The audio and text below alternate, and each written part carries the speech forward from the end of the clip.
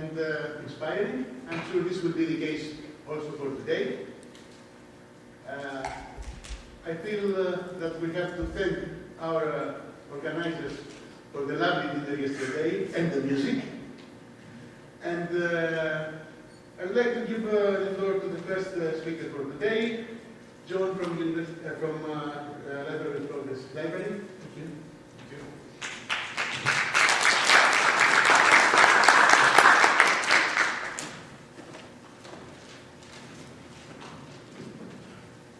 Thank you, and good morning to all of you. Let me start by thanking the organizers in Limerick for inviting me here, but also to thank them more generally for carrying on the tradition of the Summit of the Book. I think Ismail Saragotine and I are the only people, for whatever reason, that have been at all 5 Summits of the Book. And Washington, just to review the story, Washington, Singapore, Paris, Alexandria, Egypt, and now Limerick. So as the university president was saying yesterday, it's a very interesting and distinguished group of cities, and it's great that, that Limerick has continued this tradition. I give you greetings from Carla Hayden, the new librarian of Congress. She's written a message in the bulletin that she's very interested in this event and supports it, and thanks you for it.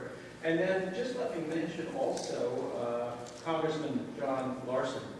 His name hasn't come up, but the actual, to be perfectly honest, the actual idea for some of the book did not come from the Library of Congress. It came from Congress.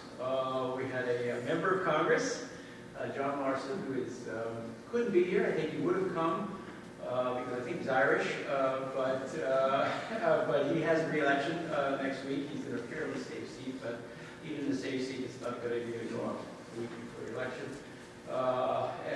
So he's with his voters, and he's up for re-election on Tuesday. But he is a member of Congress, our Parliament, the House of Representatives, and he was very keen on the Summit of the Book, and is very happy that Ireland is continuing on with this tradition. So I give greetings and words of appreciation from him as well. Now let me say a little bit about the book and reading in the digital age, and just say a few words about this, and then talk more specifically about the World Digital Library. A lot of the points that I have in my introductory slides have been made already in the first day of presentation, and they've been made more eloquently than I can make them. But let me just go over a few things. So we have running throughout our discussion, we've had book as object and book as intellectual production, if you will. Here are 2 definitions. There are many, but if you go to the Oxford English Dictionary, A, they always use the small letters for the number of, for the different meanings of words. And their definition A is a portable volume consisting of a series of written prints or illustrated pages bound together for ease of reading. And then their B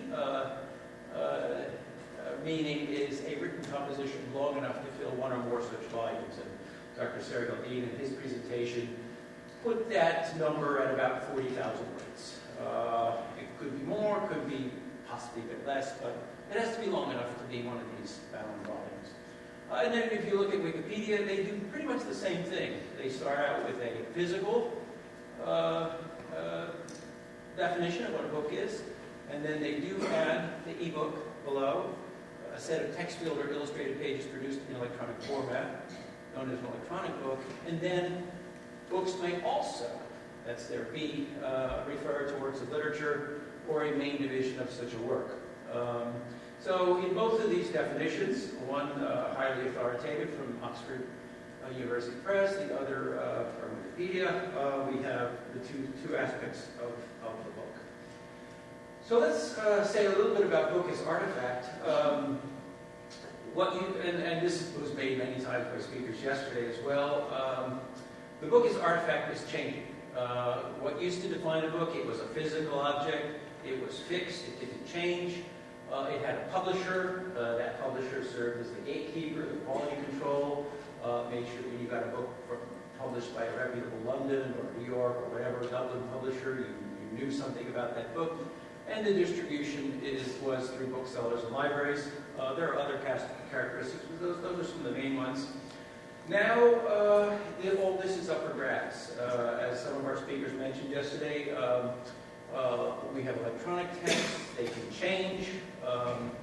There may not be an identifiable publisher. There's been this explosion in self-publishing on Amazon and elsewhere. And not only has there been an explosion in quantitative terms, but it seems to be the stigma, if you will, of self-publishing seems to be going away, and self-publishing seems to be a perfectly acceptable thing. And of course, the whole way of distribution has changed. So book as artifact has changed.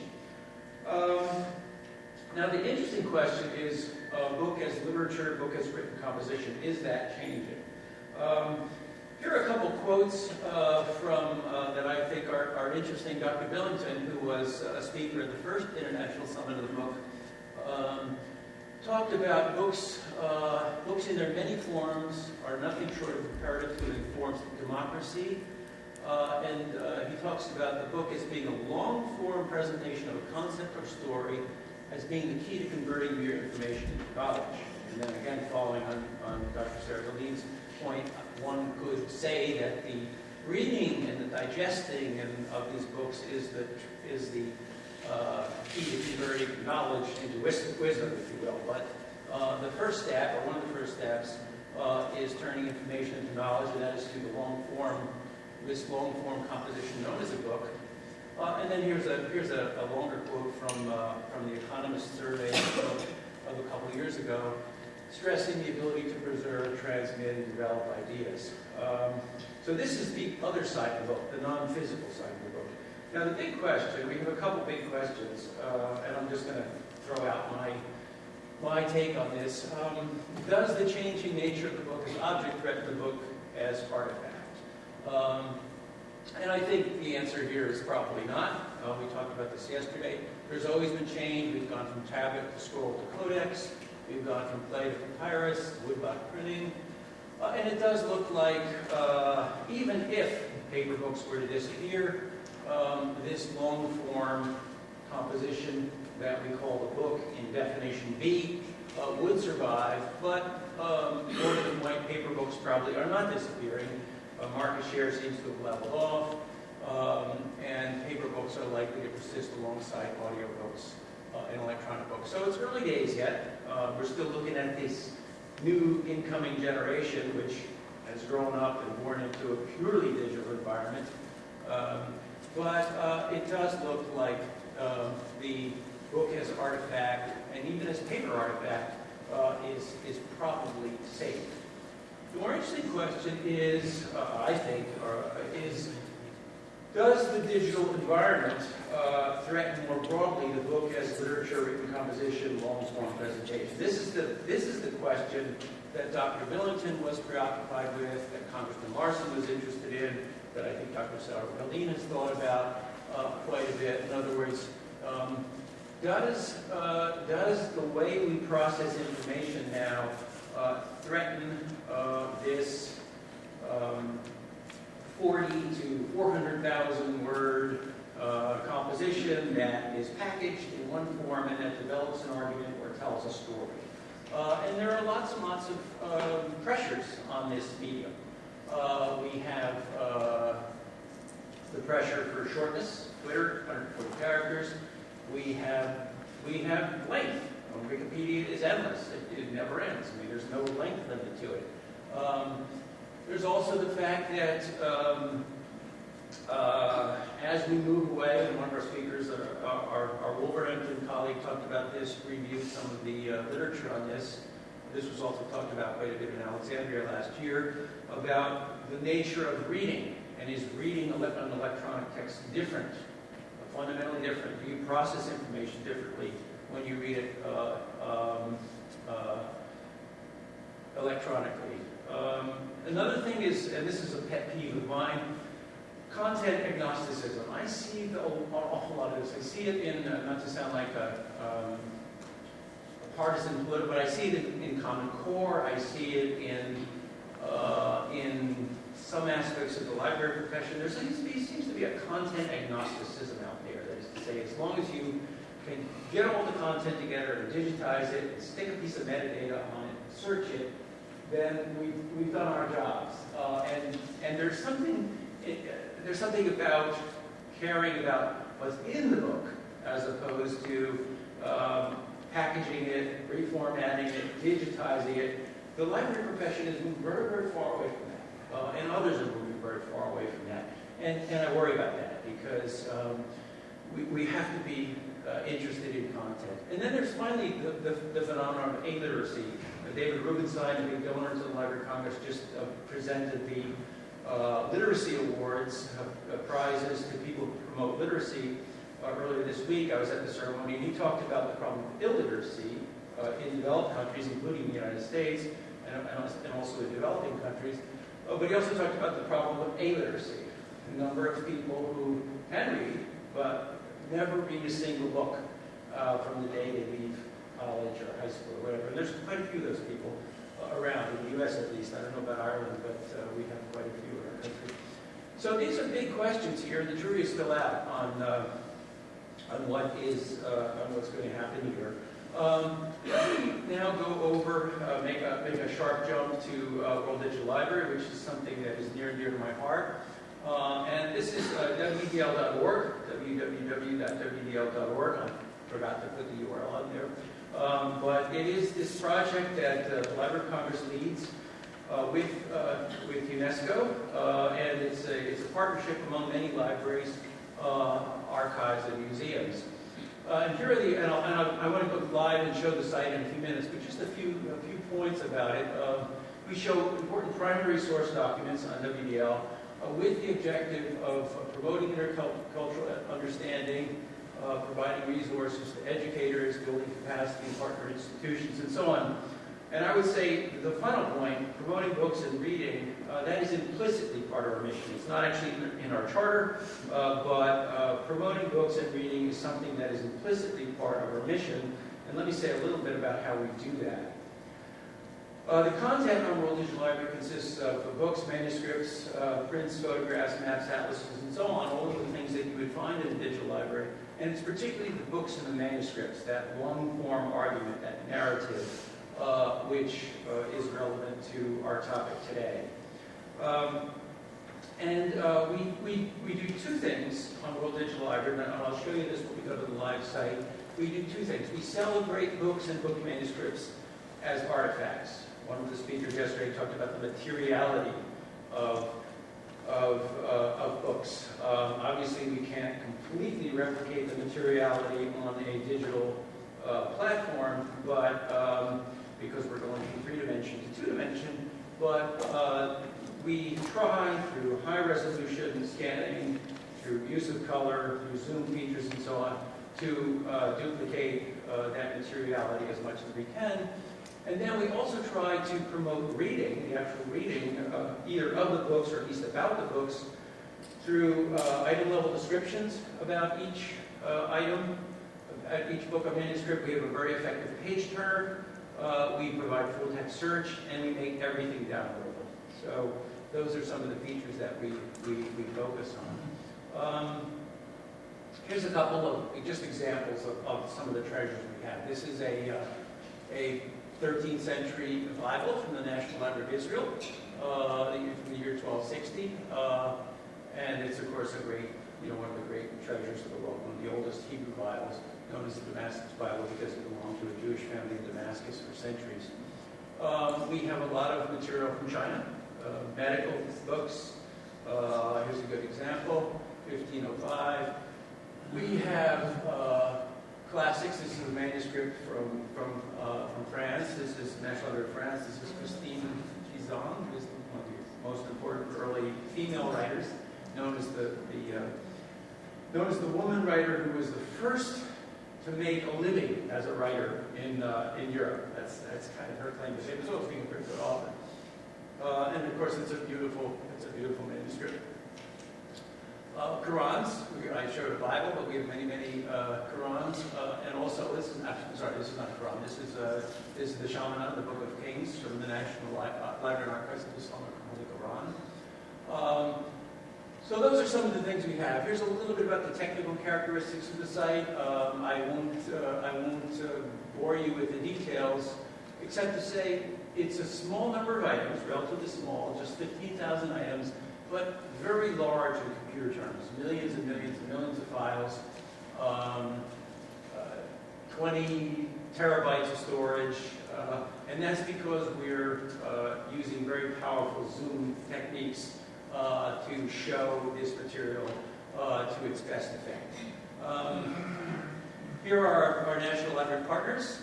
We have 46 national libraries so far that have contributed content to the site. But we also have many other libraries, famous libraries from around the world, that have contributed content. The Wellcome Library in London. We've got some important university libraries. The United Nations Library in Geneva is a partner, and some great European libraries that happen not to be national libraries. For example, the Medici Library, the Laurentian Library in Florence. You can go on the site and see all this, but we've got some great partners. And again, what we're asking these partners to do is to give us a small sampling of their most important and most beautiful things. Couple features of the site. It's multilingual. The interface is in 7 languages, so we're trying to get this out to as many people as possible. So the interface languages are the 6 official UN languages plus Portuguese, and that gives us pretty wide global coverage. And then, of course, the content is in many more languages than the 7. We actually have 132 languages on the site, and as part of our mission with UNESCO, we try to promote awareness of, knowledge of lesser-known languages, in some cases even endangered languages. We have no illusions that we're going to save some threatened Indian languages from South America by showing them on WDL, but we are part of sort of the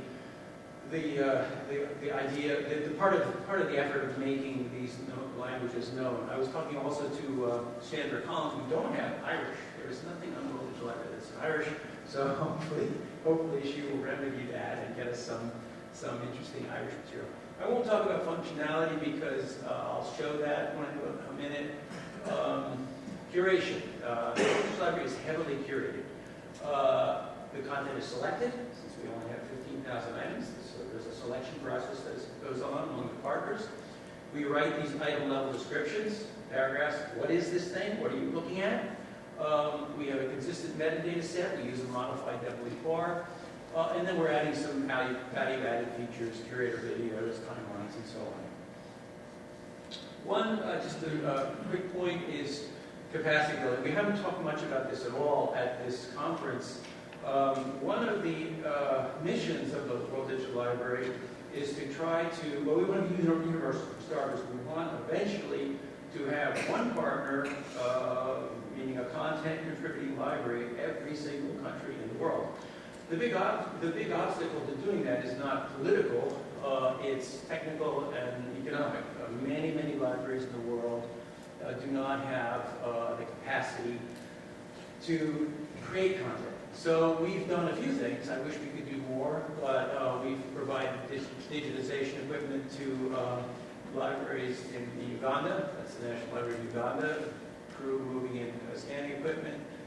And we've also provided equipment in Iraq right after the war, in Cairo. And we've also done a lot of capacity building with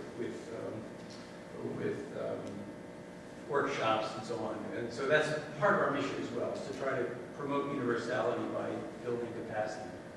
And here's some of the things that have been digitized with this equipment we've provided. This is from 1955, and it's a very important document from the history of Uganda, and of course it shows an African language of Uganda as well as English. It's a very important treaty with the British. Here's another actually the same date as that Bible. It's another medical book from the National Library of Archives of Egypt.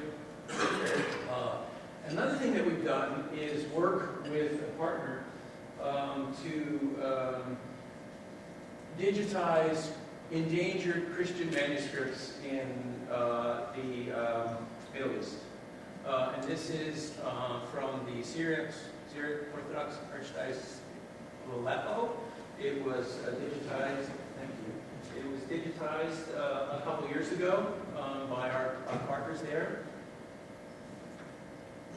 We have no idea where it is, whether it's safe or whether it's been destroyed, because as you know from the newspapers, Aleppo is going through quite a difficult time now. But we were happy, at least, that we were able to digitize this priceless document before it was damaged, if indeed that has happened.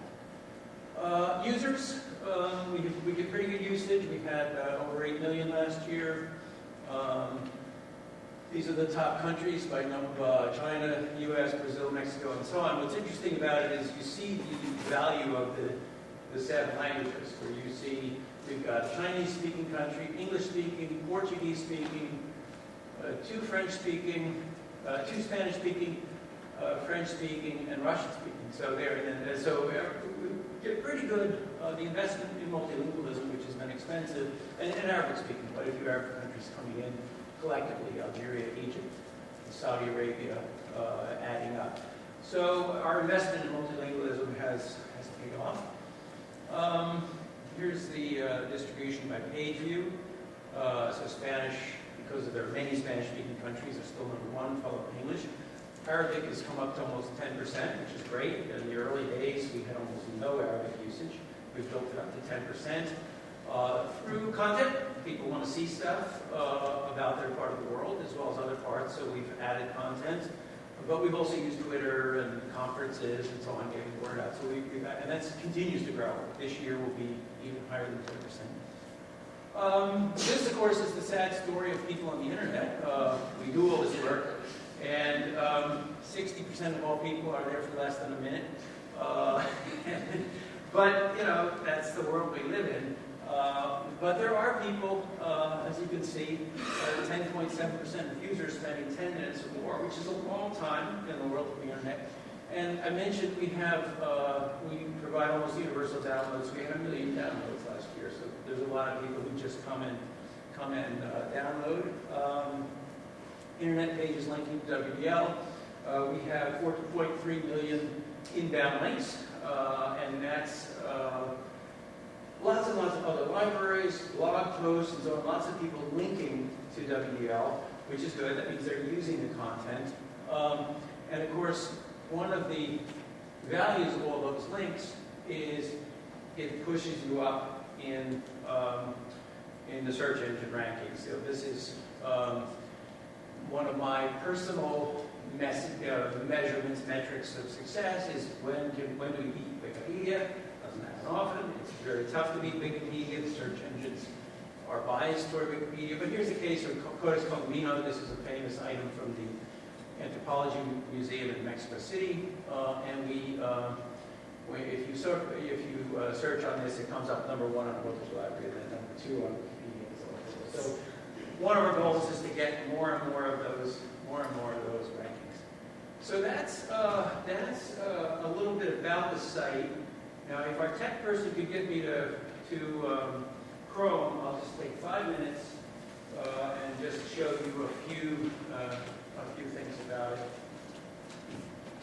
And of course, those of you who have phones and tablets with you, feel free to actually don't slow down the wireless. And then my presentation will work.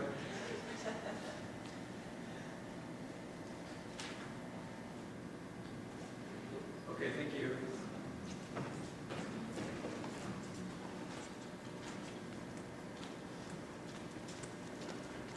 Okay, so this is a test. We haven't done any caching or anything like that, so very fast. We want to be fast.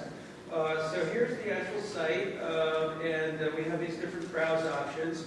So if we do type of item, and then here are our books and our manuscripts. Our first book that we show up is the Gutenberg Bible. And here's what I meant by the description. So we don't really show the Gutenberg Bible, but we say a little bit about what it is. And we've done this for all 15,000 items on the site, so it's kind of time consuming, it's expensive, but we know that people want this. They say, what is that thing that you put up there? Let me show you what our our page turner looks like. This happens to be, we have two Gutenbergs on the World Digital Library, one from the Library of Congress and one from the Bavarian State Library. This is the one from Bavarian State. So here's our page turner, and here's our zoom capability, which isn't terribly interesting on just a Latin manuscript like that, but on the more visual things, it's quite interesting. I'll show you that in a minute. And then we have the read speaker option, where I don't know if this is the sound on. Gutenberg Bible. Description. Johann Gutenberg was born in Mainz, Germany, around 1400, the son of an aristocratic family with ties to the local metalworking industry. So that's he lived computer in generated. Salzburg, in present day. Okay, and then just to show you, yeah, Google's going to ask me to translate. We're in the 7 languages, so here you have it in Spanish.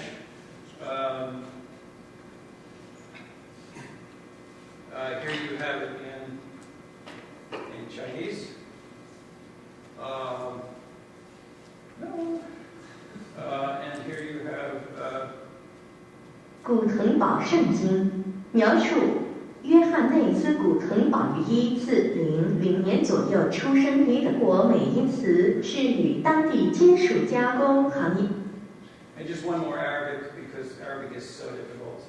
It took us a long time to get this right. Anyway, there it is. See, I'm making my point for me. Anyway, yeah, why is that like okay, so, but anyway, this is what we do. Let me just show one more thing about full text search.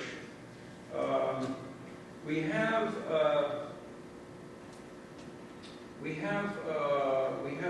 pretty good search algorithm. So here, if I search on Bible,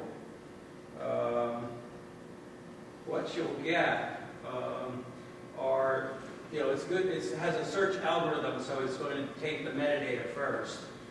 So we've got these tremendous collection of great Bibles. But then further on down the list, it's going to do full text search in the books. I guess we have too many. Why don't I do something easier? Why don't I search on camels? So there you see, we have 117 things about camels. Camels are quite important in large parts of the world. Ireland, not the U.S. But so here you have lots and lots of pictures of camels, mostly, but also here you actually here's your full text search. So it's actually finding the word camel in the book. So there you go. So that if you could then go to this page, it will give you all the references to camels.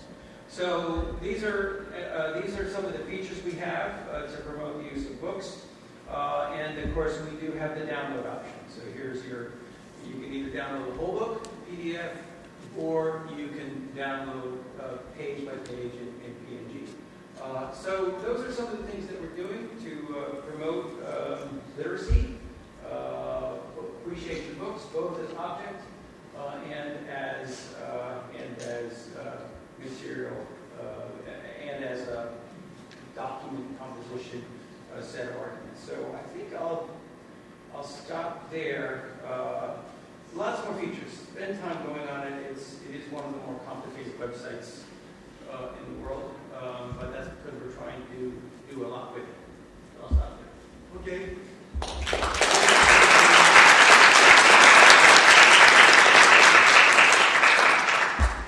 We have to thank you very much both for the presentation and for respecting the time. Thank you very much for this also, from the point of view. Are there any questions? more comments or? Okay. Okay, thank you. Yes, sorry. Please. Just a second for the microphone.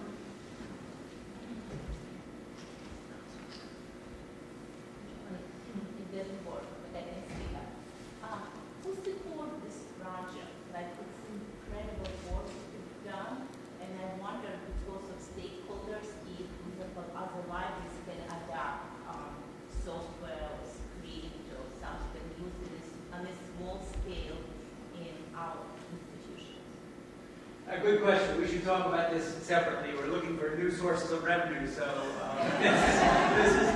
it has been supported by gifts and grants. We've had funding from Carnegie Corporation of New York. Goddard Foundation has been very generous. We've had individual donors. Early on, we had some grants from some high-tech Silicon Valley companies. But it's getting hard. I mean, fundraising is difficult, so we are looking for new revenue streams. So maybe we can talk with you about making that, or even just maybe for free, but just making it. It is all open source software, but open source, of course, as you know, is a little more complicated of a word than you think. You can't just give something to somebody and it won't necessarily work for them. But we can talk about it separately. There are more questions? Yes, please. It's very interesting. It's very, actually, the talk yesterday, Johanna talked about digital text with ample metadata. This looks like an example of that. Yes. It has its own. The relationship between the people doing the scanning and then yourselves, you're getting the source material from libraries all over the place. Yes. They're just literally sending you raw scans and then you're doing the work on the metadata? Or? Well, they send us whatever. They send us their metadata. We have standards. If you go to the project site down at the bottom, we have standards. But the metadata varies in quality. We haven't wanted to make, especially because we're dealing with a lot of developing country libraries who maybe are just brand new to digital work or different cataloging conventions. It could be, you could have wonderful cataloging in a place like Germany. I mean, nobody catalogs books better than the German libraries. But they're not exactly our standards. So we don't want to impose a lot of extra work on people. So we take the metadata in different forms and then we massage it. But we do need certain minimal information that only the people who own the object have. And we have to have that. What is this thing? Who's the author and so on and so forth. So, although I must say that just these descriptions they've been very hard because the original idea there was, we'll just write a little bit about what this stuff is. But when you're dealing with Arabic and Chinese manuscripts, to say what it is almost always requires a scholar to look at it. And so there's a huge amount of original scholarship on this. We didn't really plan it that way. But when we got to the point where, I showed you, I should be quick, but I showed you that medical manuscript from the National Library of Egypt from the year 1260. That is one of my favorite items on the World Digital Library, and it's precisely because of that, finding out where it is. They sent us this scan of a manuscript in Arabic, and from the year 1260, and just some very minimal metadata about that it's medical. We then employed a professor from Columbia University in New York, who was a specialist in Arabic science, and he actually read it, and he said, this is written by a Jew living in Cairo, who had both an Arabic name and a Hebrew name. And what it is he's turning over his recipes to his son, who's going to take over the business, and all of the prices. This is how you make the potion for, whatever. And this is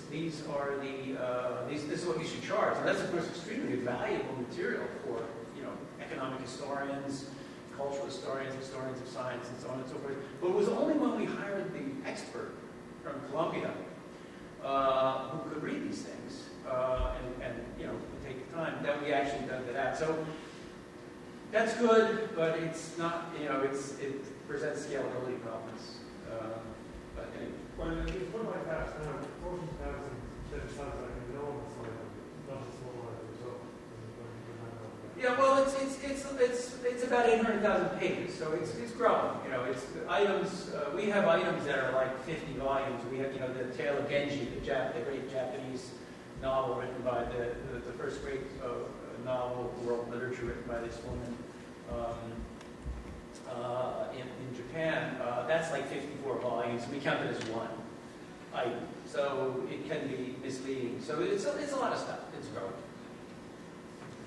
There was some other question also? Yes, please. Yeah, over there. You have to switch it on. Yeah, it should be on. Sorry. Yes, I just have two very quick questions. The first one is, have you considered working with things like the Digital Repository of Ireland, which is a national repository for digital material? So have you considered working in partnership with things like that and equivalents in other countries? The second question I had is in relation to the selection process for material, because you mentioned that not everything is suitable for the World Digital Library. And I suppose my question is just, who gets to decide what goes into the digital library, and does that not have implications? And, in terms of there might only be one, let's say, a set of viewpoints, or, is it not important to take everything, So I just would like to know a little bit more about that. Okay, in terms of the first question, yes, we're very interested in working with national digital libraries. We actually have some connections with Spain, with Italy, with Oman, and yesterday I have been talking, since I'm in Ireland, I have been talking with various people, and we would love to work with both individual libraries and whatever consortial projects exist in Ireland. If you have connections there, we have to talk with you.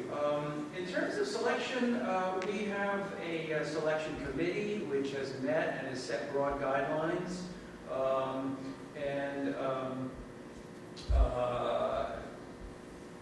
So individual institutions work within those guidelines, but the reality is it hasn't been a problem.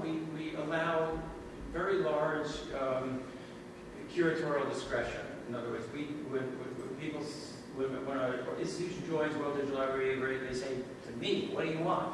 And I say, "You pick. Your curators know what's in your collections. Your curators know what's interesting." And that's worked. They've come forward with interesting things. And in terms of different viewpoints, it's exactly the opposite. Because physical items are scattered around the world. You get different viewpoints almost automatically when you put them together. One of my favorite items on World Digital Library, I don't think it's worth time, but hopefully this will work. Thanks. This is Isfahan of Iran. Here it is. I love this item here. This is a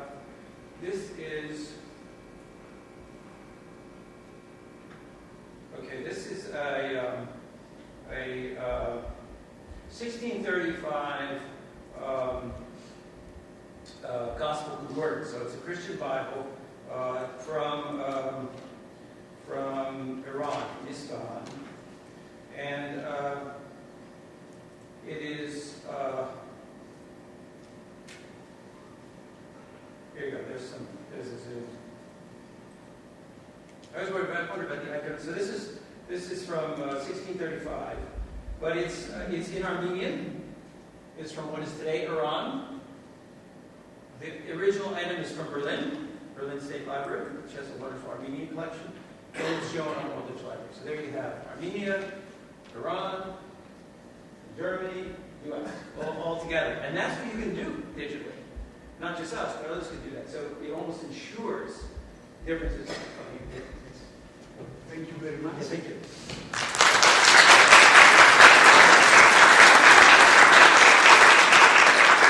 I'd like to thank John for one more time for being on time, because this also gives us time for comments and conversation. And with this, I'm going to ask for our second speaker for today, Martyn from a very important committee also.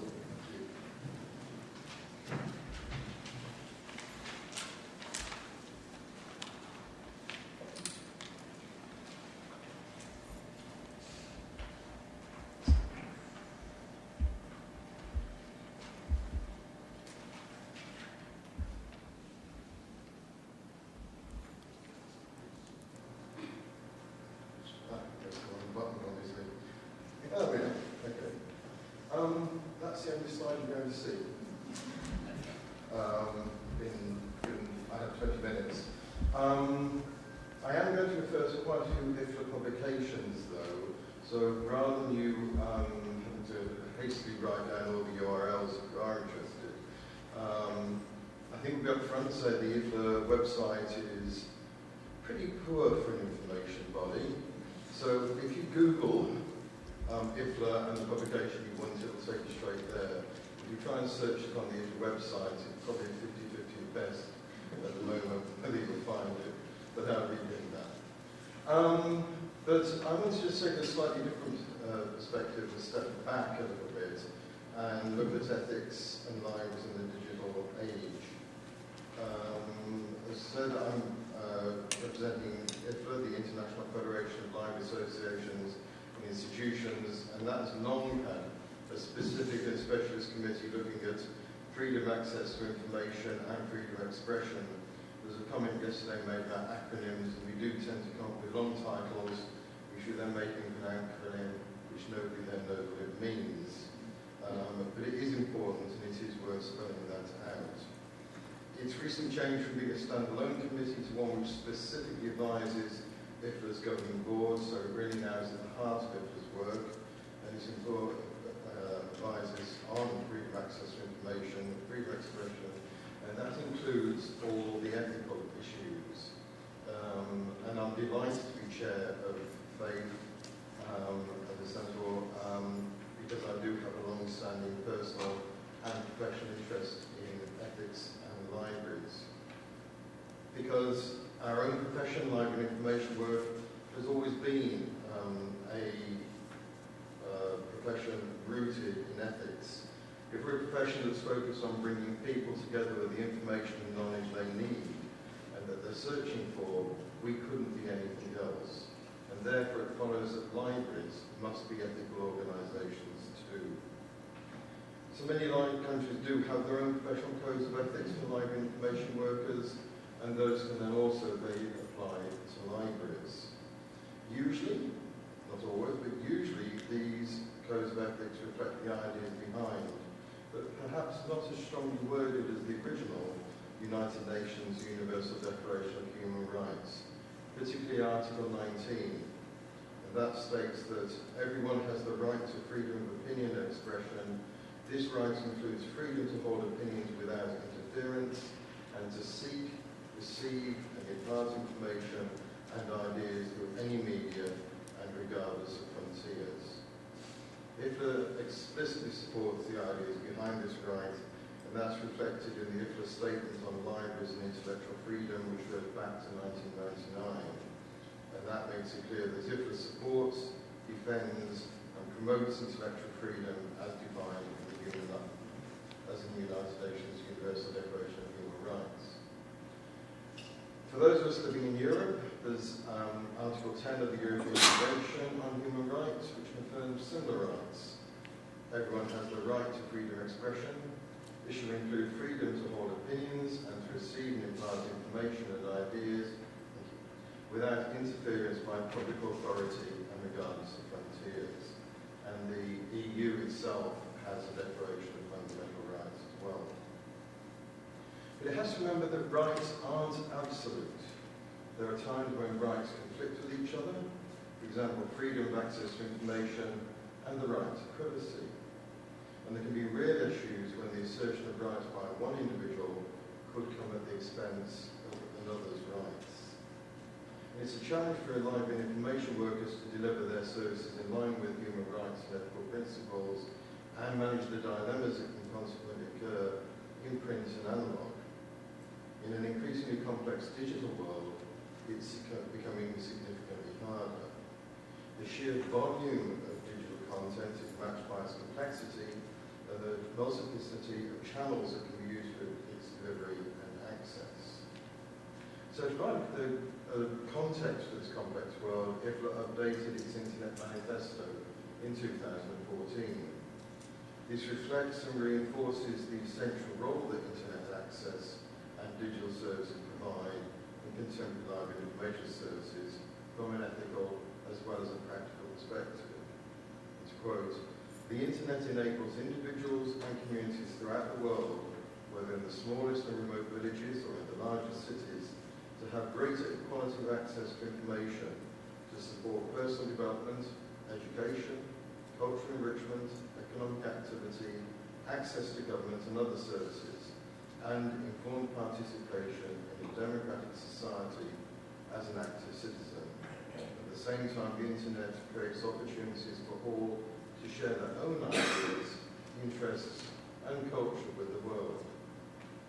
Manifesto goes on to say that the provision of unhindered access to the Internet by library and information services forms a vital element of the right to freedom of access to information and freedom of expression, and supports communities and individuals to attain freedom, prosperity, and development.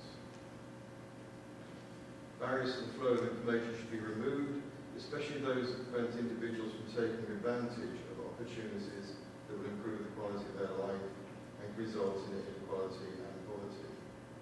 An open Internet is essential, and access to information and freedom of expression should be neither subject to any form of ideological, political, or religious censorship, nor to economic or technological barriers. So IFLA there is really saying that access to the Internet through libraries and information services is a human right. The manifesto, as I said, is ethically based. It reflects the IFLA Code of Ethics for Librarians and Information Workers, which was agreed in August 2012. Now that doesn't replace national codes, but it's intended to act as a personal guide for individuals, as well as for consideration by national library associations who may be reviewing or establishing for the first time their own codes of ethics. But it is also relevant to libraries as organisations. And so IFLA defines the functions of codes of ethics as encouraging reflection on principles on which librarians and other information workers can form policies and handle dilemmas, improving professional awareness, and providing transparency to users and society in general. And there are 6 core principles within the code. These are access to information, responsibility towards individuals and society, privacy, secrecy and transparency, open access and intellectual property, neutrality, personal integrity and professional skills, and colleague and employer-employee relationships. I want to look at each of those 6 in turn and briefly look at the impact of the shift to digital on our ethics. So first, access to information. The IFLA Code says that the core mission of librarians and information workers, and hence libraries, is to ensure that people have access to the information and knowledge they want and need for personal development, education, cultural enrichment, leisure, economic activity, and informed participation and enhancement of democracy. Ethical issues clearly arise if people are prevented from receiving the information they need, and so the Code has a clear assumption against censorship and makes a strong statement against the denial or restriction to information and ideas, whether by states, governments, or religious or civil society institutions. But complete removal of censorship isn't an absolute right. For example, there's a universal concern over some aspects of digital content, such as the need to protect minors. But there are other issues which arise country by country, culture by culture, over which areas of content are considered unacceptable or illegal, and here there can be real professional dilemmas. Because digital content today can originate from countries which have a very different perspective from what is legal and acceptable in other countries. And as a response, at a national level, a number of countries censor certain material, block significant areas of content, or even, on occasion, will just shut down the internet. And we've seen that examples in, for example, Turkey recently. So what should be the response of libraries and library information workers then? Should they passively accept the state's actions? Should they work within them whilst trying to push back the boundaries? Or should they advocate for change? And what about at an organisational level? Is filtering ever acceptable in a library? In some countries it's regarded as a standard approach, sometimes without any opportunity to use unfiltered access. In other countries, filtering is regarded as unacceptable. If filtering is applied, who controls it? For example, some local authority libraries in the United Kingdom received a direction from politicians to block access to websites that offer what are called payday loans, high-cost loan sites for short-term loans, and that have been accused of mis-selling loans to poorer people. Now that direction was made with the best of intentions, but in reality all it said was that if you use the library, we don't trust you to look after your own money. And if you're poor, well, you can't make an informed decision, we'll just block the site for you. On a more general issue, who sets the parameters for filtering? Because too often it's not the librarian, it's the organisation's IT department that takes this on, effectively removing digital stock management from the librarian's hands. My former role was chief executive of the National Library of Scotland, and we spent a considerable amount of money digitising the moving image collection, which then couldn't be used at that time in about half of the libraries because the IT departments blocked moving image to stop their staff looking at YouTube. But again, should libraries accept this, or should they challenge the assumptions behind decisions which are made by their IT departments for other reasons? And an ethical response of libraries is vital. The second area of the Code of Ethics is responsibility towards individuals in society. And the Code has a clear commitment to make content equally accessible. To achieve this, libraries, librarians and information workers have a responsibility to promote inclusion and ensure that equitable services are provided for everybody. And again, there's this emphasis on responsibility and taking an active approach. For this reason, IFLA this year agreed a statement on net neutrality and zero rating. Net neutrality is the principle that all data and traffic on the internet should be treated equally. Without this principle, those who can pay more, naming no names, but for example major streaming media companies, could receive preferential treatment over general users. Talking yesterday about the explosion in the internet, so on one hand the ISPs are arguing that the growth in traffic online is outstripping the capacity of the internet infrastructure. On the other, there are fears that without net neutrality, ISPs may implement undue traffic management, for example downgrading the quality of certain applications, particularly those of competitors. ISPs have suggested placing caps on how much space data can use, or creating fast and slow lanes that you can guess which lane libraries will appear in. Zero rating is a related issue, whereas the use of certain applications or services wouldn't be counted in a user's data allowance. Now that conflicts with the principle of net neutrality as zero-rated products are then in effect being positively discriminated, which orients the choice of users. It's also essential that libraries ensure that users can find for themselves the information that they need. And so this isn't just an issue of how the content is organised and made accessible. It requires libraries to ensure that their users have the necessary digital and information literacy skills that they need to find and use digital resources.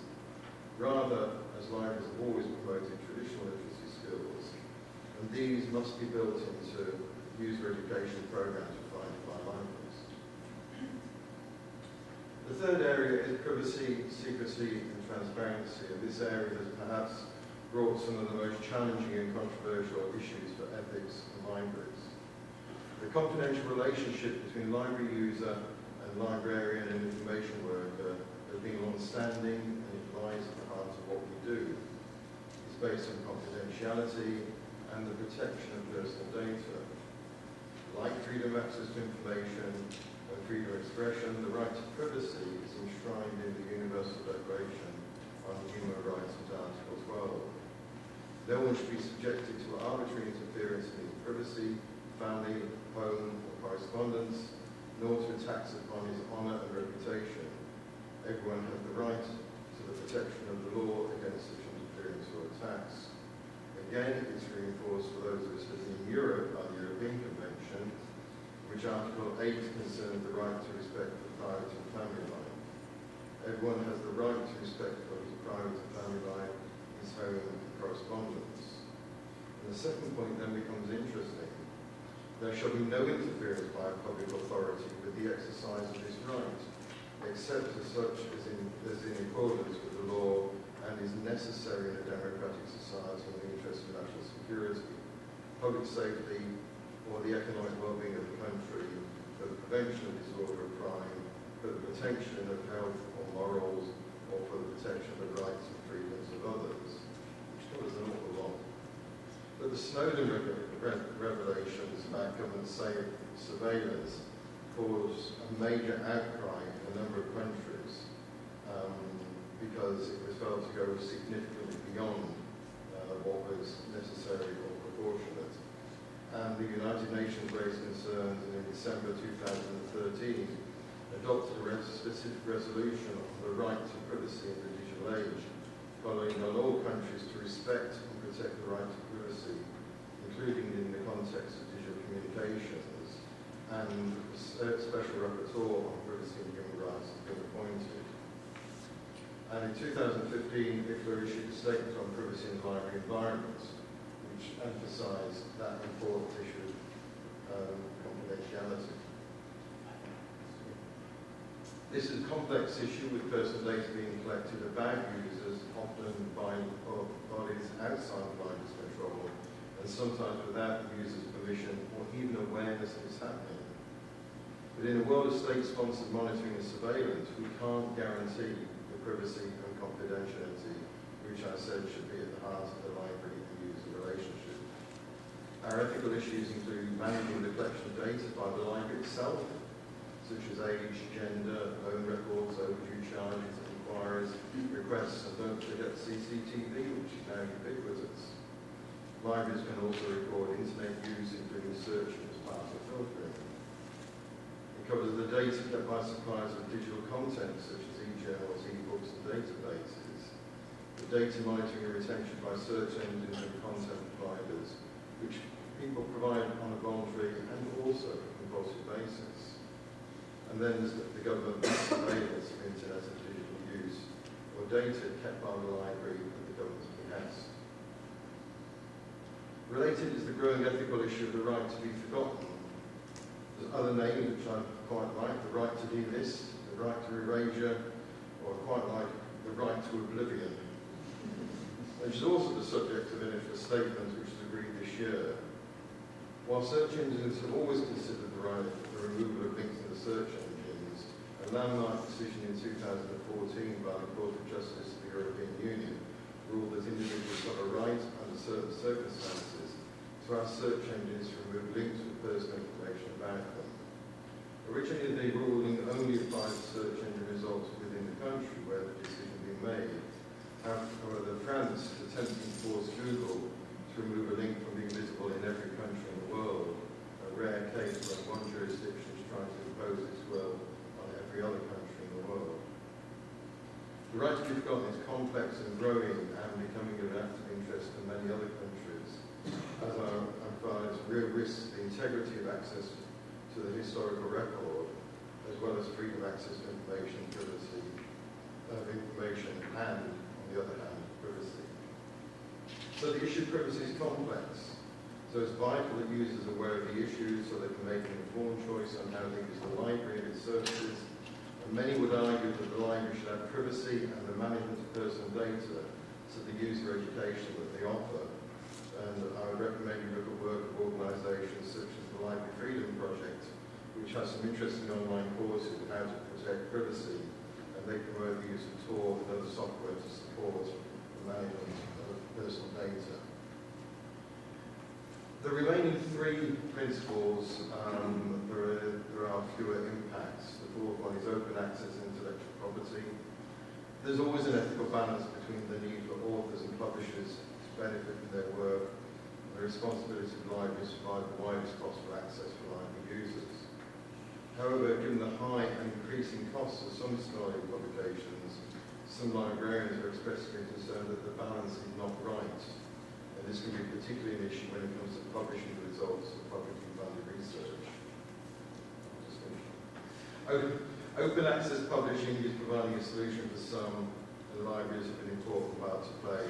And again, IFLA put out a statement on open access to scholarly literature and research documentation. The fifth one was neutrality and personal integrity and professional skills, and so we must maintain an up-to-date awareness of ethical dilemmas and challenges. And the last ethical principle covers colleague, employee relationships, which really enforces the principle that we all work in an ethical environment. And that's important because the speed of change in libraries is at times startling, but our purpose remains unchanged, as do our ethical principles. But as libraries continue to shift to digital and the methods of delivering services change, so that it will be ethical dilemmas as we grapple with. But they're not something we shouldn't avoid, they're not something we should worry about, because ethics lie at the heart of what we do. And I just want to add a couple of examples from this morning, which ethics in action. Some of you may be aware, but I'd ask you to reflect on the case of Natalia Shirina, a Russian librarian, who has been now actively being prosecuted after being under house arrest for a year. She's been prosecuted for inciting racial hatred for allegedly having books in the library which the Russian government has banned. Turkey has now imprisoned more journalists than any other country in the world. Now, that we should do is important to us because it reduces the range of views represented. So just reflecting on that, is that appropriate? Is it proportional behaviour by states? What do we do? What can we do to support others? And actually, what do we do in their position? Thank you.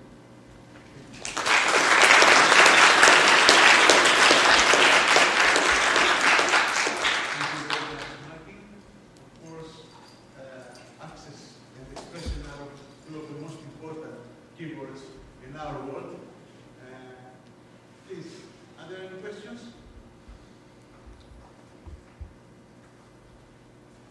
Thank you very much. Very interesting. And very clear the kind of almost overwhelming kind of amount of issues that we are dealing with, that we need to continue to deal with. I'm interested in what you think about the current kind of education that's available for librarians. Do you feel, or does IFLA feel, or do you have a sense that librarians, as they're being trained in library school, are getting a sense of what's ahead, if you like, or are we meeting the needs of students coming out of library schools in terms of these huge questions? Thank you. Probably not, but I think it's getting better. I think one of the reasons for changing the status of FAIFE as a committee was to really embed ethics and the ethical issues in the whole thinking of IFLA. And IFLA is going through a rapid change, and over the next 12 months we'll be starting to develop a global vision for libraries, and ethics will be at the heart of that. I also think that it's important you're right, to reflect on the work of library schools, but there's an awful lot more practicing librarians out there who have left library school and And I actually think that's more of an issue. There's been some quite disturbing research, certainly in the United Kingdom, about the number of librarians who passively accept filtering in libraries and passively hand over responsibility of that filtering either to the IT departments or increasingly in many countries is outsourced to another company who has no understanding of the issues and no interest in the issues. And that's, I think, the issue about librarians relinquishing stock control is, which is in effect what it is a really fundamental one. So I think there's an equally important one, which is why it's really a pleasure to talk at conferences like this about raising issues about ethics. I think we all assume that we work ethically, but actually when we start to think about it, the world is moving so quickly that things can happen that we perhaps on reflection would want to take more thought of. So I think it's equally important to have ethical debates in your workplace, in the organisation, and just reflect every now and then and say, well, how does this fit? How does the changing world ensure that the ethics that actually underpin our work are still there?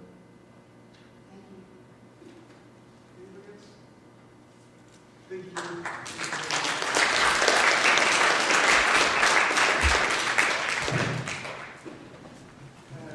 Now I'm going to invite our third speaker for today, who is going to talk us from the European Library, and going to talk about digitization of margins.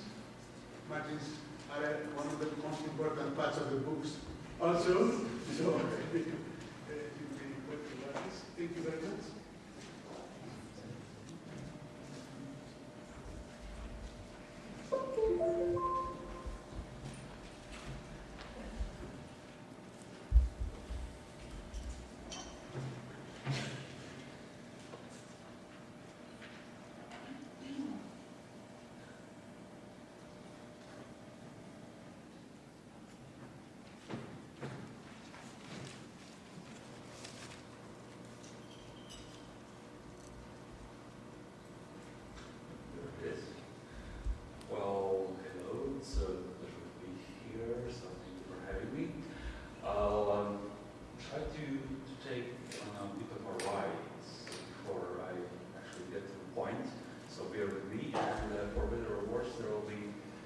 Slides, so if your fancy takes to take note of some of the wonderful digital resources I'll be talking about, just make some notes.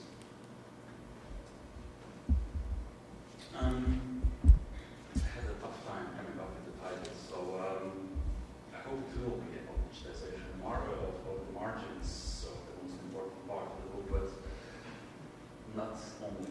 So in 2009, I became the head of digital library back home in the National Library of Latvia, and I was frankly very excited, and for a very good reason.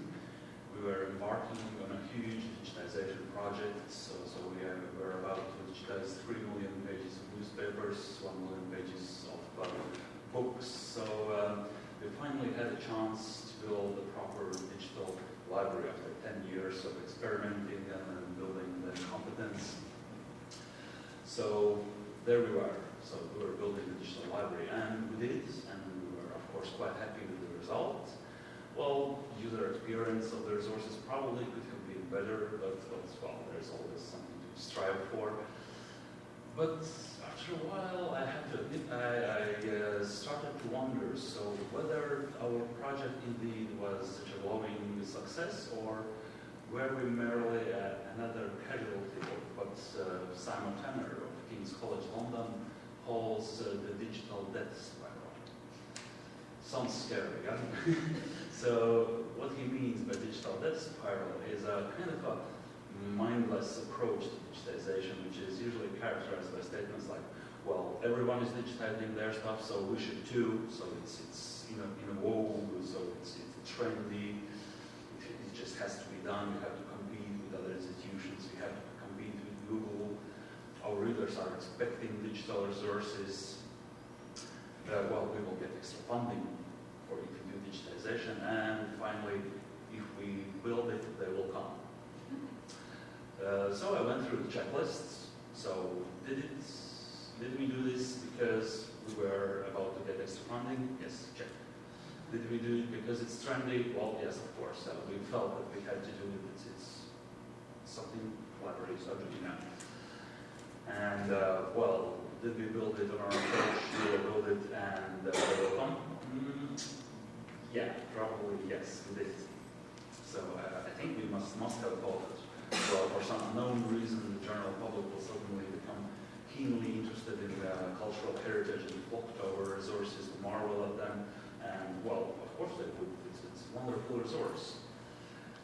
Well, and actually they did. So we were quite happy with our visits numbers. They could be probably better as well, but I realized we don't really know very much about our users. So of course you have numbers. If you have digital library, you have numbers. The usual numbers of the internet world. The number of pages digitized, number of unique visitors, number of visits, impressions, and they are relatively easy to capture and report. But what exactly do those numbers tell us? So are we successful? Are enough people using our resources to justify the expenses? What should be the benchmarks? So how do we benchmark with digital library? Is it Wikipedia? Is it news portals? Is it other digital libraries? And after all, well, if you double the number of pages digitized, well, what would happen? Would this bring us twice as much visitors? I don't know. And of course, the numbers do not provide a deeper insight of who those users are and what they are actually doing there, and are they finding our resources useful. We could, of course, do the focus group or a survey, but the results speak also for the casual users coming through Google. And but the scary part is we had no idea how to capture the right numbers and what actually are the right questions to ask to get to those answers. So going back to Simon Tanner, he proposes a model he's calling balanced value impact model, and obviously it's centered around the concept of impact. Or the way he defines the impact is measurable outcomes arising from the existence of digital resource that demonstrate a change in the life of the opportunities of the community. Makes sense to me. So, and the value chain looks something like that. The library engages in certain activities, digitization, which create some measurable outputs, like number of digitized pages, and then these lead to measurable outcomes, which would be the visits of the digital resources, which then lead to a beneficial and measurable impact, which would be creation of new knowledge, for example.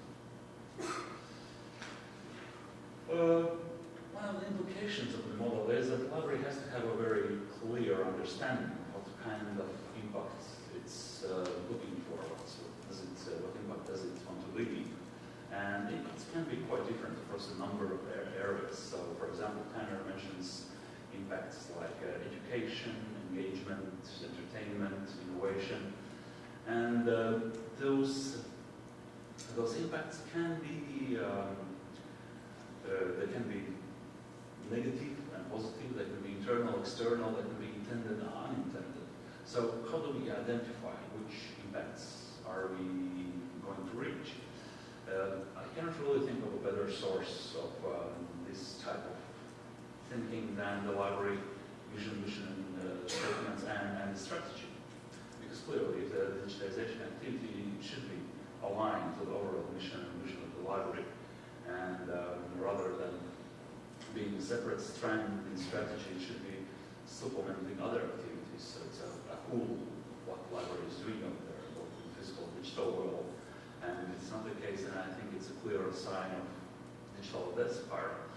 And such projects probably won't be very successful, even if they are actually successfully implemented. So in 2013, I became changed my title at the library, so I became head of strategic development, which also included overview of the digital library.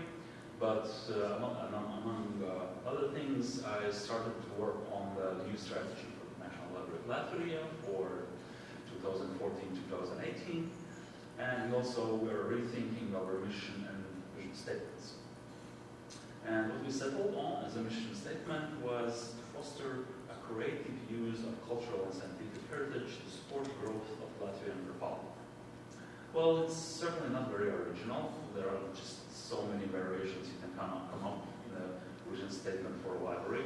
They all tend to revolve around the same concepts, and actually like some of the mission and vision statement out there even better than ours. I particularly like the one for National Library of the Netherlands, which is really concise. Bring people and information together. Sounds simple. Although I'd probably like to add or replace the information with knowledge, because I feel, as Dr. Uldis said yesterday, so it's a knowledge that we are looking for. So what we want to achieve is that people build knowledge on the top of the information they receive from us. So, or wisdom, as was mentioned also yesterday. So, as one of my colleagues actually mentioned during our discussions about our vision statement, that the library is like a hydroelectric station. So just like hydroelectric station produces electric energy out of the power of water, so the library produces knowledge out of the power of information. So I find it quite apt metaphor. Now, if you look at the digitization we did at the library through the lens of strategies, through the lens of the mission statement, can we say that the digitization actually supported this vision statement? I think on a general level, probably yes. Again, well, we had no really proof that no new knowledge was created intentionally using our digital resources. We had some examples, but we weren't really purposefully building our digital resources to enable this creation of knowledge. We just put the resources out there. They are there, please use them. And of course, I don't want to be too hard on ourselves. I'm afraid it's not only us. By surveying the digital library landscape, I have a feeling that it's done in a very similar way all over the place. And it's hard. If it would be easy, then everybody would be doing it a different way. First of all, of course, we too often have to deal with the expectations of our funders. And what funders see, they see the number of digitized pages most often as a KPI. Oh, it's 3 million pages, excellent. Here you go, there's money to go digitize. And of course, yeah, it's beneficial that those resources are available for anyone out there on the internet. The flip side, however, I think, is that the resources have very little depth to talk. They don't do what libraries, I think, are so good at, which is putting things in context. Well, as also Mr. Uldis said yesterday, wisdom equals libraries plus librarians. And I kind of get the feeling that we haven't been very successful in transferring the librarian part to the digital libraries. There are libraries that don't feel the librarian being present. So too often I think our digital libraries are just a bunch of digital objects with really no narrative to speak of, and in best cases digital objects are supplemented by descriptions, and they're really low the presentation of digital libraries, so I think it's one of the best examples out there how you present the cultural heritage on the internet. But in most cases, each of the digital objects seems to be kind of isolated islands with little or no connections to other objects, like digital dead ends, which you can reach by means of search. So they are destinations rather than starting points. And the design of digital libraries, as a lot of digital resources out there, they kind of mimic the information behavior we have internalized from using search engines, which is you click, survey the page for 5 seconds, nope, doesn't really work for me, go back, click next resource. And it doesn't feel to me really like a good way to discover pathways to new knowledge. I guess this approach probably works reasonably well for seasoned information study researchers, so who are used to library catalogs and databases and who know very well what they are looking for, and they are armed with an in-depth subject expertise. But if you lack this expertise, well, I think in most cases you're out of luck. So for me, I'm not a medievalist, so for me it's of course very nice to marvel at the illuminated manuscripts, and I can read the annotation, and I can find more related items, but I have no idea really the context of the manuscript. Why was it created in the first place? How was it used? In short, what's so special about it, apart from being very old and pretty? I think digital libraries are getting better, and I'm all for digital libraries for research purposes, but I think that we are kind of missing the boat if we don't think about the general public as well. Of course, there are all kinds of reasons to be kind of skeptical about general audience window shopping in digital libraries or engaging in the digital cultural tourism, so what's the value in it?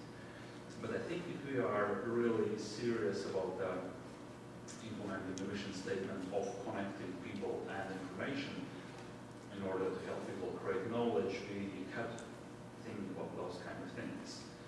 We have to get serious about science-to-people approach and about building our digital libraries for curiosity and discovery. And well, as I said, it's easier said than done. And it would be probably unfair to say that there's nothing being done for casual users. There is a lot of wonderful examples. Some of the favorites of mine are New York Metropolitan Museum of Art, wonderful essays and timelines of the art of different regions of the world and different periods. There's in Estonia, there's a wonderful digital representation of Rode altars, altar paintings in Tallinn and I think it was Bremen. But the problem is that those types of resources, as also Mr. Oudenaren said, they take enormous resource and time to create probably. And there's a museum expert called Martyn, and in his blog he notes that, well, this is really what the cultural resources should be for browsing. Not for people with specific inquiries, but for people who just want to take a digital wonder to a broad topic they are interested in. This is how Amazon ends up selling you things you don't really need by showing you things that might fall into your general sphere of interest.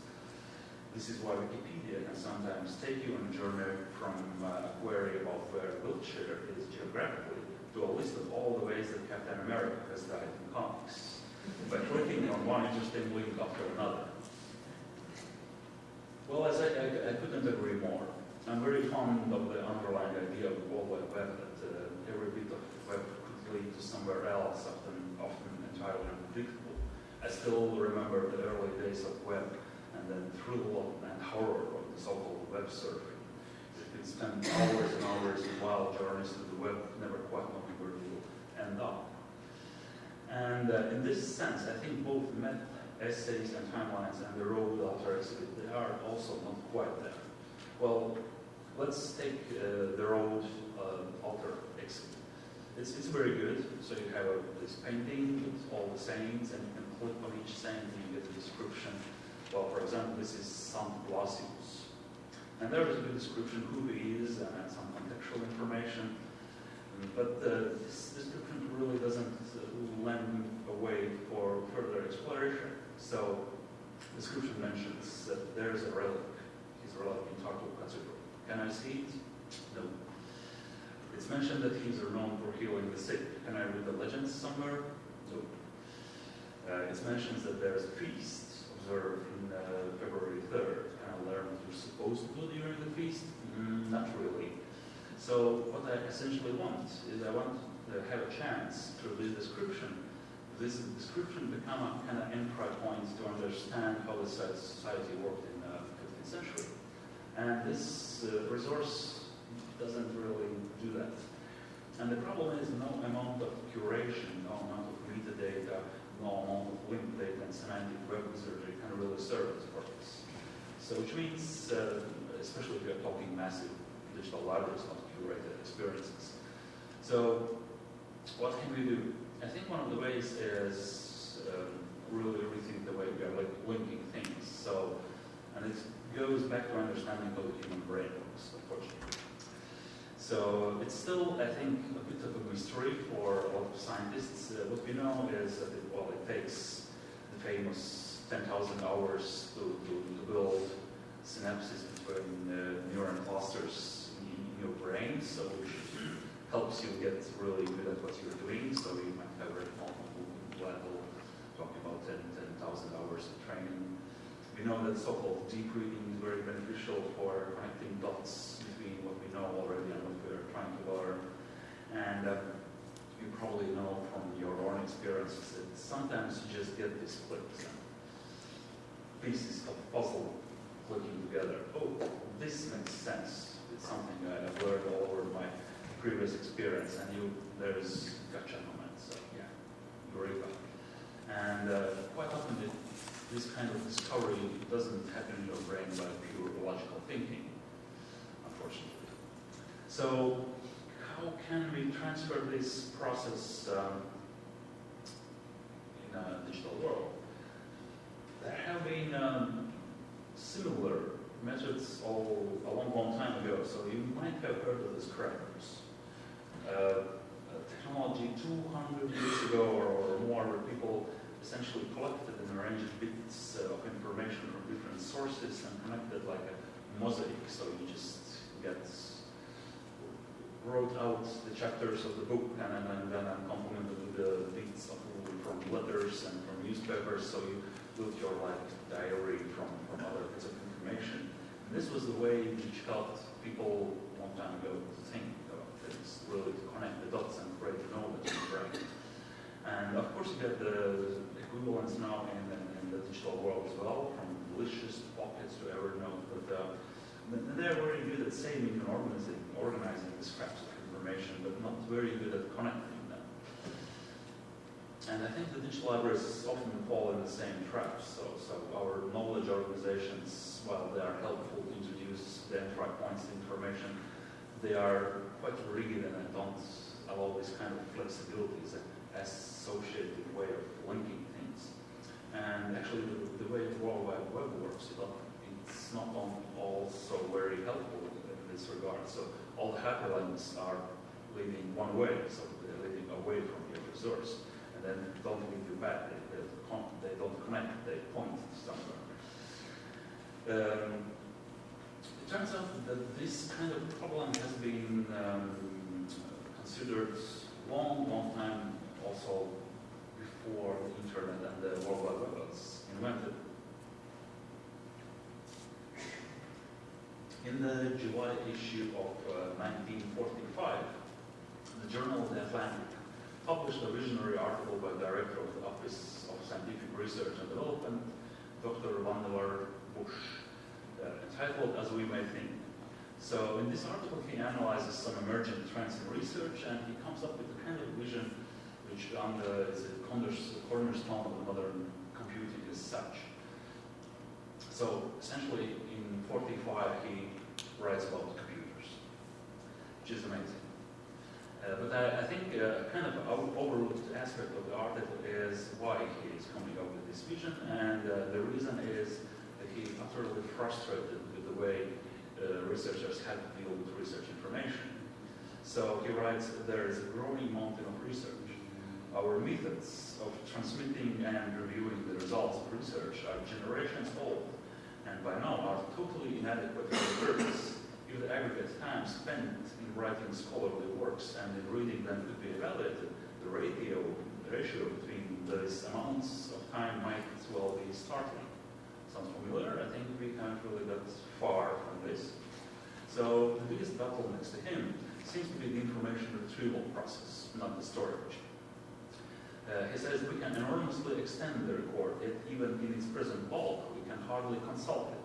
This is a much larger matter than merely the extraction of data for the purposes of scientific research. It involves the entire process by which man profits by his inheritance of acquired knowledge. The prime action of use is selection, and we are halting there indeed. So to solve this problem, he imagines this proto-computer called MEMX, and he sees it the way it's the device which stores all the books, all the records, all the communication. It's a desk. On top of it, there are two translucent screens on which the material can be projected for convenient reading. Information is stored on a microfilm. A storage material is so efficient that if a user would add 5,000 pages of material a day, it would take you hundreds of years to fill the repository. Books, pictures, periodicals, newspapers are purchased in microfilm, and inserted into the memex. And business correspondence takes the same path, and the user can also add his personal notes on a photograph film. Well, kind of also sounds familiar, although the actual technologies used now in computing devices are quite different, but the principle is essentially the same.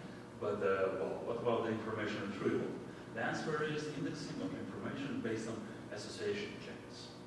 He says, our ineptitude in getting at the record is largely caused by the artificiality of systems of indexing. When data of any sort are placed in storage, they are filed alphabetically or numerically. Information is found by tracing it down from subclass to subclass. It can be only on one place unless duplicates are used. The human mind does not work that way. It operates by association, which is, of course, the modern indexing systems are better now, but it still seems quite weird that a mathematician, somebody creating a logical machine for information storing and retrieval, goes to associating links as ways of linking indexing information. So he reiterates that this kind of feature is very crucial for memes. He describes the process in the following way. When the user is building a trail, he names it, inserts a name in his code book, taps out on his keyboard. Before him are the two items to be joined, projected onto the edges and viewing positions. At the bottom of each, there are a number of blank code space, and the pointer is set to indicate one of those of each item. The user taps a single key, and the items are permanently joined.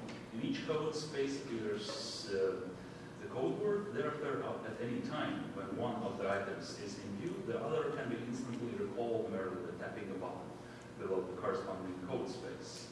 It's exactly as though the physical items have been gathered together from widely separated sources and bound together to form a new book. It is more than this, for any item can be joined into numerous threads. So what you get is like links, long chains of different documents joined side by side by association.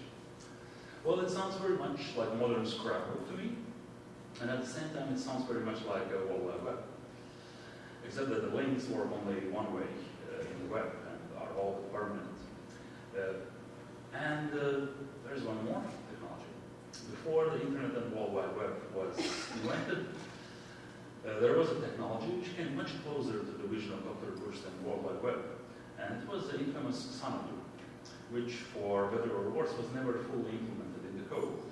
The concept of Xanadu was, oh no, it's not taking time yet. Still have ways to go. Yep, should be good.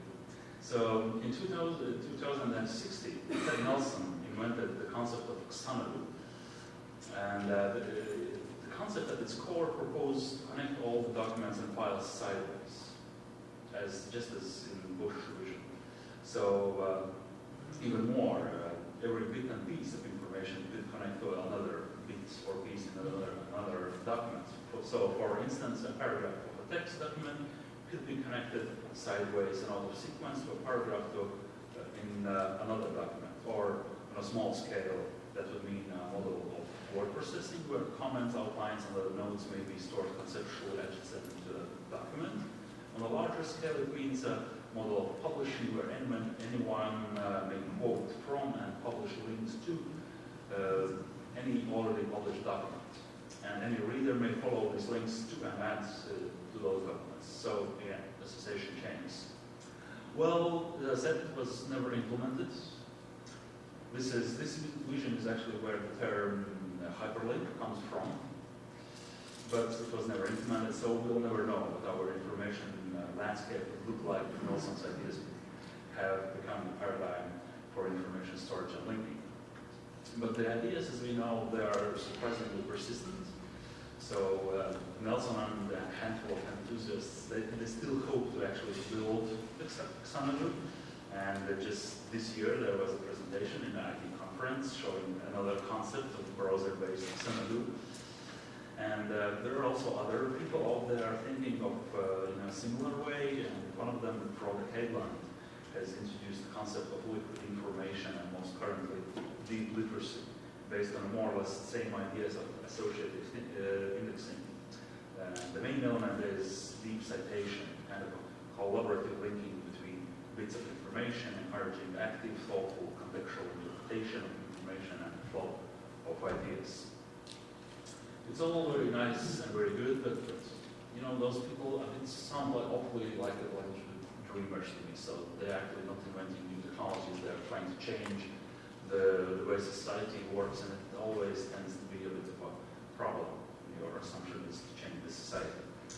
However, there is a much more trivial technology now under development by the World Wide Web Consortium, and it's called web annotation. So it's another old idea which has been used by scholars for ages, and it's the use of the margins of the books to create notes on text, to add another layer of information on top of the information recorded in the book itself.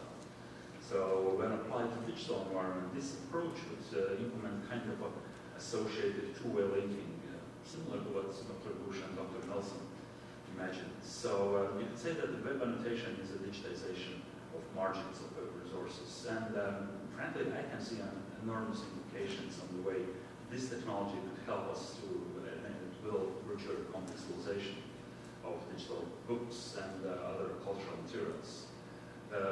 So it started as a project called Open Annotation Collaboration, and they noted that annotation is a method by which scholars organize existing knowledge and facilitate the creation and sharing of new knowledge. It is used by scholars as an aid to memory, to add commentary, to classify it. It can facilitate shared editing, scholarly collaboration, and pedagogy.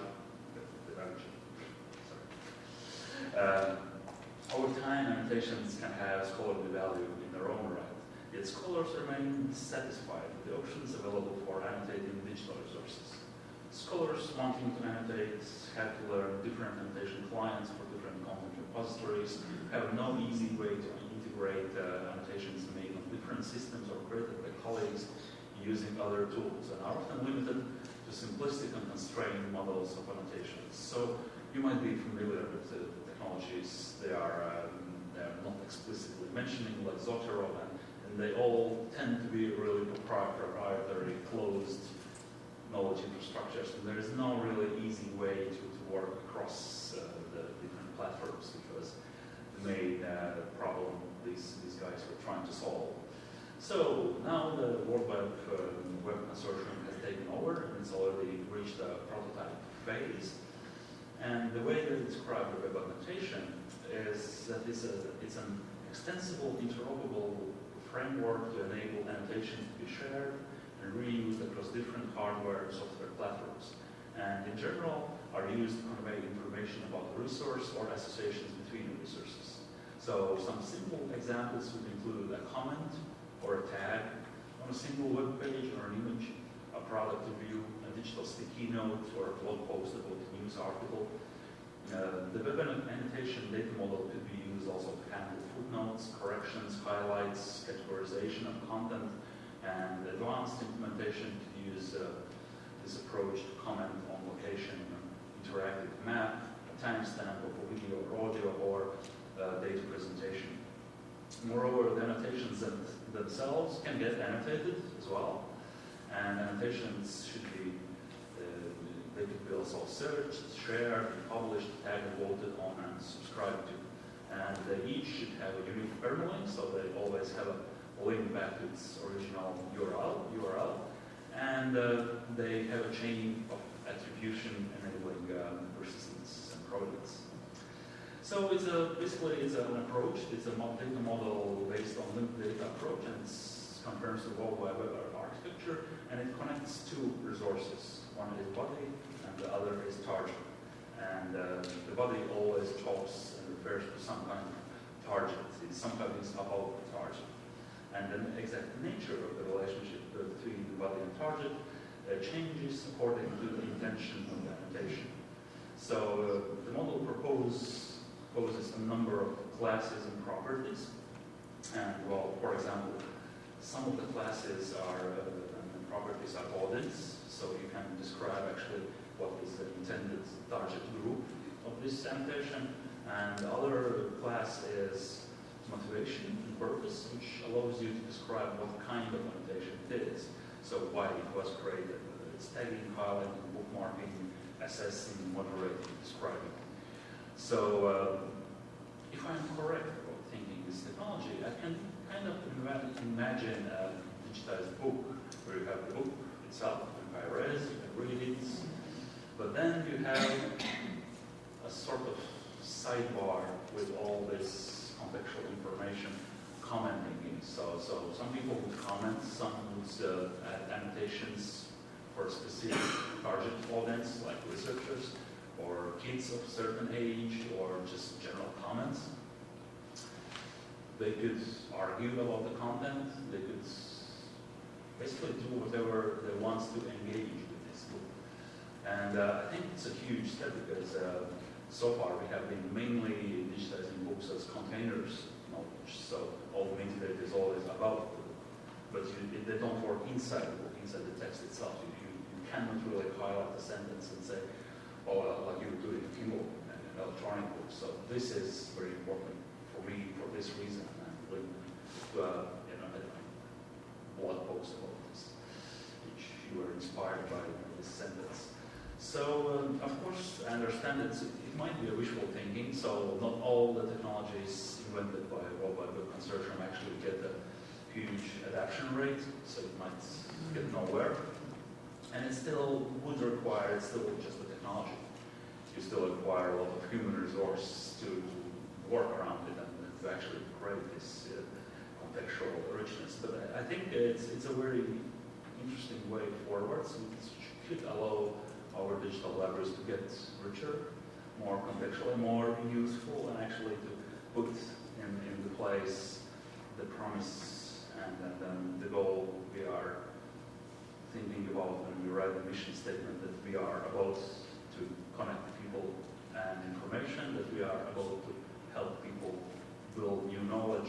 So that might be one of the steps which could actually help us implement this vision. So I don't know, I'm unfortunately not a prophet. I cannot tell how it will go. But I'm excited about it, so let's see how it works. Thank you.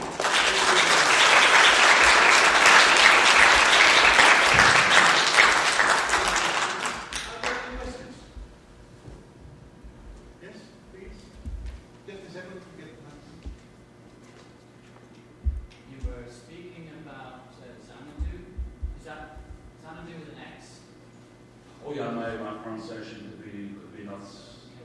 And it speaks.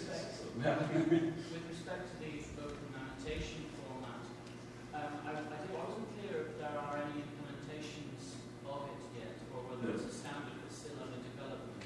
No, it's a data model, so I think the process is they develop the data model, and then it's get approved by, I don't know, somebody in the World Wide Web Consortium. So there are, as far as I know, there are no actual implementation. There might be some prototypes out there, but you have to look at W3 or yeah. It's one of those things I want to get my head around. Yeah. I think it's a good sign that Europeans are interested. So they are always very keen on this cutting-edge technologies. So they are very keen on IFLA, which kind of do the same thing with on the digital level with representation. So they kind of see as a couple of technologies, so IFLA for the actual content and annotation layer. Yeah. Okay, Professor Yes. Hey, do you know of any work that's being done by other groups under the heading of the semantic web, which would include this layering of work? But as you said, this is not yet approved, that is not yet approved. I want to know if you are aware of other people doing parallel work in other groups. I have to say I'm not the biggest expert probably on semantic web and semantic data. I know that there have been a number of initiatives under the W3 consortium, so I guess it supplements the work they've been doing all along in the direction of bringing data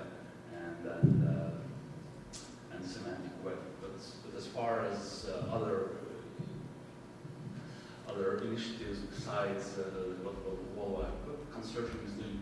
No, there probably are some. You never know. They're always underground, but it's not to my awareness. So we just have to keep our eyes and ears open. We have some questions. Thanks. I suppose, following on from those two questions, my idea was to ask about if there was a prototype in operation, because what I would like to do is to see how this differs to something like a critical edition, or as the previous person asked about the linked data, like a digital edition or a digital edition where the linked data is semantic web is in operation. Now, how does this differ from that? I don't think it exactly differs. It kind of supplements the approach.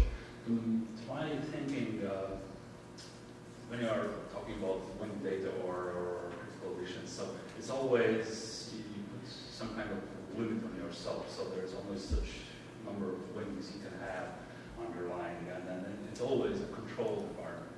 I think that, well, it's not the technology which is actually important there, it's the way of thinking. And what the World Wide Web is, I think, very good at, it's very good at being messy. So it's not controlled, it's open, it allows some kind of randomness. And the beauty of this technology is, I think that, well, anybody can get involved. It's not only librarians, it can be anybody. It's kind of a crowdsourcing approach, which could put a layer and layer and layer of different types of annotations on top of the resource. So ideally, you probably shouldn't do much, so it's always doing things for you.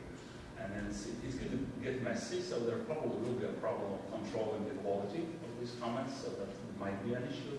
So I think it's a beautiful way to open the collaboration for anybody who will help us what's out there. So I think that's the main difference. So the library approach is always very controlled and fixed, so you want to have a wonderful presentation, but it's not, it's very good, but it's not the best thing out there. You have to have some messiness. Any other question? Okay. I